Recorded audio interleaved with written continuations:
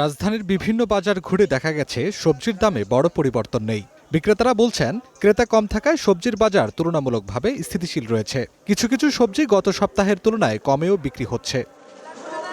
সবজির বাজার স্থিতিশীল থাকায় খুশি ক্রেতারা। সার্বিকভাবে বাজারে স্থিতিশীলতা বজায় রয়েছে।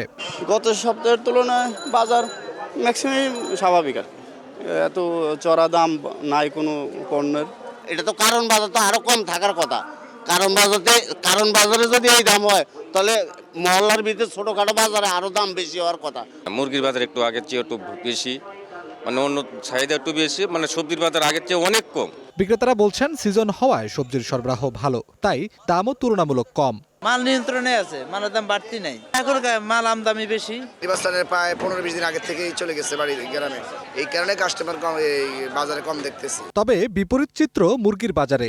সবজিতে স্বস্তি থাকলেও মুরগির দাম বেড়েছে কেজিতে 10 থেকে 15 টাকা। যদি আপনার আমদানি হয় তখন আপনার কমবে, আর উৎপাদন এখন বদ্ধ, এই কারণে একটু দাম বাড়তি। এখন হয়েছে শীতকালে অনেক মুরগি খামার অনেক বদ্ধ করে এলেছে, এই কারণে একটু দাম বাড়তি। গেছি সপ্তাহে বেচি হলো ব্রয়লার 170 টাকা, এই সপ্তাহে হয়েছে 180 টাকা, কেজিতে 10 টাকা করে বাড়ছে। আর হাইব্রিড বেচি হলো 70 টাকা, 60 টাকা, আর 280 টাকা এই সপ্তাহে, মানে কেজিতে আর 20 টাকা করে বাড়ছে। আসন্ন রমজান মাসের আগে মুরগির বাড়তি দাম চাপ বাড়াচ্ছে সাধারণ ক্রেতাদের ওপর। আফরাদ জামিন, গ্রিন নিউজ, ঢাকা।